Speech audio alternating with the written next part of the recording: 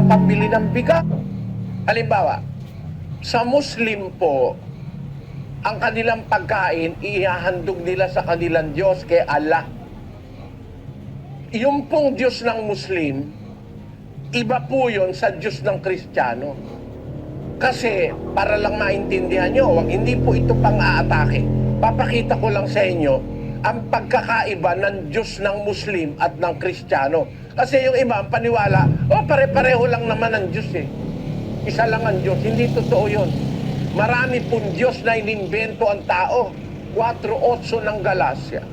Gayunman ng panahong yaon, sa hindi ninyo pagkakilala sa Diyos, kayo'y nasa pagkaalipin ng sa katutubo ay hindi mga Diyos. Yung mga unang Kristiyano, sabi ni Pablo sa kanila, nung kayo hindi nyo pakilala yung Diyos, nasa pagkaalipin kayo, nang sa katutubo ay hindi mga Diyos. Meron silang dinidiyos na hindi naman talagang mga Diyos. Ngayon, ang punto ko, maraming mga iba-ibang Diyos ang mga tao. Ang Muslim, ang Diyos nila si Allah. Ngayon, alamin natin, si Allah po ba kapareho ng Diyos ng Biblia? Ito po ang sabi sa Quran, yung libro ng mga Muslim. Ang sabi sa Quran, dun sa Surah 112:1 hanggang 4, kapatid na Daniel. Sabi po dito, say, He is God, the one and only, God the eternal, absolute. He begetteth not, nor is He begotten, and there is none like unto Him. Ayan, yung po palang Diyos ng Muslim, hindi maaaring manganak at hindi rin siya pinanganak. Ako, tama sa akin yun. Di ipinanganak ang Diyos. Pero yung salitang hindi siya maaaring manganak, magkaiba na kami ng Muslim ng Diyos. Kasi yung Diyos na kinikilala natin sa Biblia, nanganak yun eh. Ang ipinanganak niya, ang Panginoong Jesus. Basahin natin ang 2:7 ng awit. Aking sasaysayin ang tungkol sa pasya. Sinabi ng Panginoon sa akin, ikaw ay aking anak. Sa araw na ito ay ipinanganak kita. Ayon, ang Panginoong Jesus nagsasabi, sasaysayin ko ikaw tungkol sa pasya. Sinabi ng Panginoon sa akin, ikaw ay aking anak. Sa araw na ito, ipinanganak kita.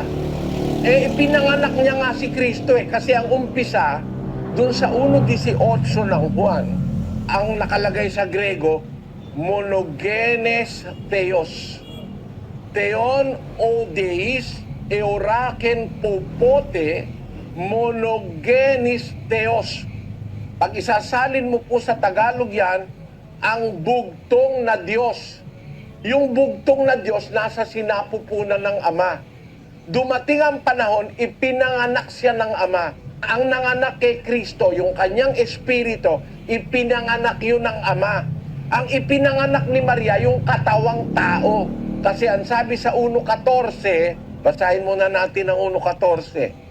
At nagkatawang tao ang verbo. Nagkatawang tao. Hindi nga tao. Ano ba yung verbo? 1:1 hanggang 3. Nang pasimula siya ang verbo, at ang verbo ay sumasa Diyos, at ang verbo ay Diyos. Ito rin ng pasimulay sumasa Diyos. Ang lahat ng mga bagay ay ginawa sa pamamagitan niya, at alinman sa lahat ng ginawa ay hindi ginawa kung wala siya. Ang liwaliwanag, ng pasimula siya ang verbo. Tinatawag ang kanyang pangalan, verbo. Nung nandoon pa siya sa sinapupunan ng Ama. Nang pasimula, yung pasimula ng verbo, nasa sinapupunan siya ng Ama. Ang verbo sumasa Diyos. At ang verbo ay Diyos. Nakikita nyo ba mga kapatid sa inyong screen? Ang verbo ay Diyos. Yung verbong nasa sinapupunan ng Ama, ipinanganak niya. Oh? Ang katunayan, 1:5 ng Hebreo. Sapagkat kanino nga sa mga anghel sinabi niya kailanman, ikaw ay aking anak, ikaw ay aking ipinanganak ngayon.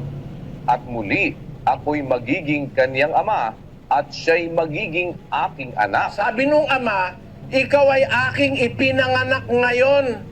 Eh di ang nanganak ang ama. Kailan yung ngayon na ipinanganak siya nung ama? Kasi nung umpisa, berbo siya, nasa sinapupunan ng ama. Yung berbo, pangalan yon nung anak ng Diyos na nasa sinapupunan niya. Basahin natin ang Apokalipsis 19:13. At siya'y nararamta ng damit na winisikan ng dugo. At ang kanyang pangalan ay tinatawag na ang Verbo ng Diyos. Ayun, meron pong kasyangaan yan. Merong kalagayan. Nasa sinapupunan siya ng ama, tinatawag ang kanyang pangalan, Verbo ng Diyos. Pangalan yung Verbo, kung ano-ano binibigay niyong kahulugan. Ang Verbo, pangalan nung nasa sinapupunan ng Diyos. Ipinanganak ngayon ng Diyos. Kaya ang sabi dun sa Hebreo 1:5, kanino sa anghel sinabi niya kailanman, ikaw ay aking anak, ikaw ay aking ipinanganak ngayon, at muli ako'y magiging kanyang ama, siya ay magiging aking anak. Kaya siya ipinanganak ng Diyos. Eh kailan ba siya pinanganak? Tao ba yan? Kailan pinanganak yan? 17:5-24 ng Juan, kapatid na Daniel.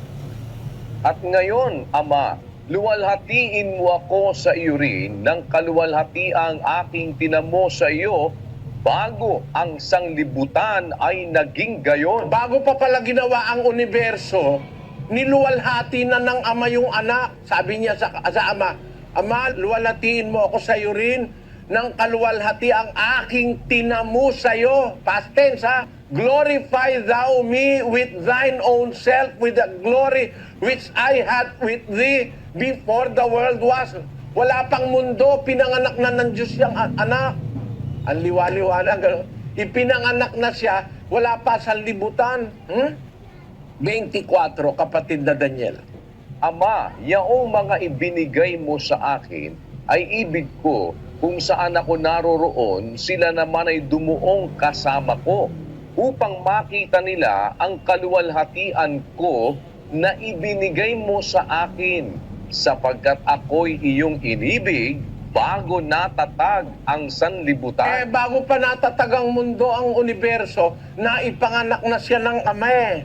Ang sabi dun sa Cebuano, amahan, buot ko nga kadto usab nga mga gitugyan mo kanako, may uban kanako kung asa ako, aron sila makakita sa akong himaya nga imong gihatag kanako, kay ikaw na higugma kanako sa wala pa matukod ang kalibutan.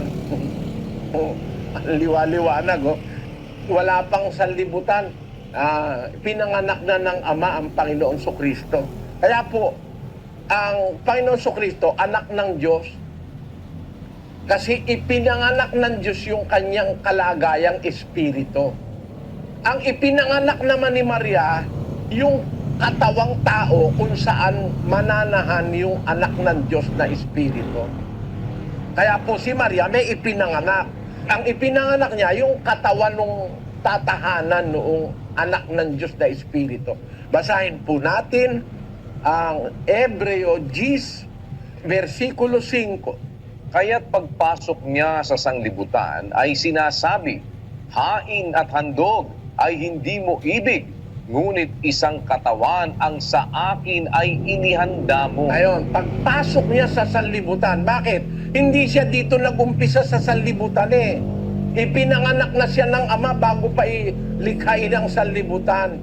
Nung dumating yung panahon, magkakatawan tao siya, pagpasok niya sa sanlibutan, sinabi niya, hain at handog ay hindi mo ibig, ngunit isang katawan ang sa akin ay inihanda mo. Aling katawan yon? Yung katawang tao na ipinagbuntis ni Maria.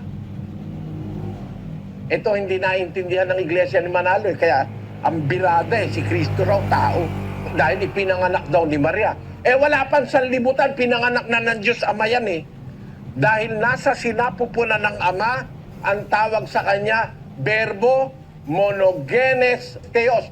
Bugtong na Diyos, monogenes theos. Kahit siyang guniin nyo yung mga eksperto sa Grego, ang tawag kay Kristo na nasa sinapupunan pa na siya ng Ama, ang tawag sa kanya, bugtong na Diyos, monogenes theos. Kaya sa Sa sinapupunan pa lang, Diyos na siya eh. Ipinanganak ngayon. Ang nanganak ang Ama. Kaya magkaiba po tayo ng Diyos at ang mga Muslim. Kasi ang Diyos ng mga Muslim, dung sa Sura, Kapitulo 112, versikulo 3, ang sabi nila, He begetted not, nor is He begotten. Conforme po ako dun sa ang Diyos Ama, hindi pinanganak. Pero yung hindi nanganganak ang Ama, hindi po conforme ron. Magkaiba tayo ng paniniwala sa Muslim. Kasi ang Diyos ng langit na ating kinikilala, nanganak. Wala pang sanlibutan, nanganak na siya, pinanganak niya yung kanyang anak. Na siyang naging nagkatawang tao na Kristo. Doon sa punto na yun, magkaiba po tayo ng Muslim. Ngayon, ang ating Diyos nanganak. Ang Diyos ng Muslim hindi nanganganak. Sabi nila, edi magkaiba tayo ng Diyos. Pagka ang pagkain inihandog sa Diyos ng Muslim, hindi tayo dapat kumain. Kasi magkaiba tayo ng Diyos eh. Eh yung inihandog sa Diyos-Diyusan, bawal natin kainin eh. Eh lalo nang bawal natin kainin, yung inihandog nila sa Diyos nila na ibang-ibang Diyos kaysa sa Diyos ng Kristiyano. Kaya nga pagka pumasakay kami sa eroplano, sasabihin ng mga nandun sa Emirates, what do you want for dinner? What do you want for lunch? Is there anything which is not halal? Kasi yung pagkain po ng Muslim, may tatak yun halal eh. Ibig sabihin, inihandog yun kay Allah nila. We prepare food which is not halal, sabi natin. Bakit po? Eh kasi iba yung Diyos ng Muslim kaysa sa Diyos natin eh. Pagka ang pagkain inihandog sa Diyos-Diyusan o sa hindi tunay na Diyos, umiiwas po tayo ron. Bayaan natin yung mga Muslim kumain ng pagkain nila. Kalayaan nila yon. Pero tayo namang Kristiyano, talagang tunay na Kristiyano, huwag tayo papari sa Katoliko kahit ano kinakain. Kaya inihandog kay Buddha, kaya inihandog kay Bahá'u'lláh, kinakain nila. Kaya inihandog kay Maria, kay Pedro, kay Juan. Pag may piyesta yung pagkain, inihandog sa mga patron, bawal po yung kainin ng tunay na Kristiyano, mga kapatid. Isa yan sa pinakamabigat na kasalanan na magagawa natin, kumain ng mga bagay na inihandog sa mga Diyos-Diyusan. Tatandaan nyo, ang hindi tunay na Diyos, Diyos-Diyusan. Kung ginagawa lang ng mga tao na Diyos nila, ang hindi naman tunay na Diyos, Diyos-Diyusan yon. Gaya nung ginawa ng mga kamay, ng mga ribulto, na ipinagpepiesta tapos pinaghahanda nila. Eh, handa po sa Diyos-Diyusan yon. Kasi, yung Diyos-Diyusan, kasuklam-suklam sa Diyos yan eh. Pag kinain mo yung handa dyan, pati budhi mo mamamantsahan ng Diyos-Diyusan. Ulitin nga natin kapatid na Daniel yung 8:7. Gayon may wala sa lahat ng mga tao ang kaalamang iyan, kundi ang ilan na hanggang ngayon ay nangamimihasa sa Diyos-Diyusan ay kumakain na parang isang bagay na inihain sa Diyos-Diyusan at ang kanilang budhi, palibhasa'y mahina ay nangahahawa. Ayan. Kaya ingat kayo, nakakahawa yung pagkaing inihandog sa Diyos-Diyusan. Eh yung pong mga pagkain na may tatak na halal, inihahandog nila yun sa kanilang Diyos eh, na si Allah. Eh si Allah po, iba sa Diyos natin yun eh. Kasi si Allah, hindi naman yung tunay na Diyos na kagaya ng tunay na Diyos ng Kristiyano na nanganak at may anak na ang anak si Kristo. Kaya ang Muslim di naniniwala kay Kristo na anak siya ng Diyos eh. Kaya magkaiba po ang Diyos natin. Bayaan natin ang mga Muslim kumain ng may halal, kagaya ng Argentina corn beef. Diyan sa Pilipinas, may Argentina corn beef, may tatak po ng Muslim yun, halal. Yung nasa takaliwa, yun. No? Pagka may ganyan pong tatak, huwag niyong kakainin, mga kapatid, kasi yan ay inihandog sa Diyos na hindi naman natin Diyos. Bayaan na lang natin sila. Meron silang karapatang kumain ng gusto nilang kainin, pero tayo, kumain tayo nung utos ng Biblia. Huwag tayong kakain ng inihanda sa Diyos-Diyusan o inihandog sa Diyos-Diyusan. kasalanan po yan sa Espiritu Santo. Utang pambili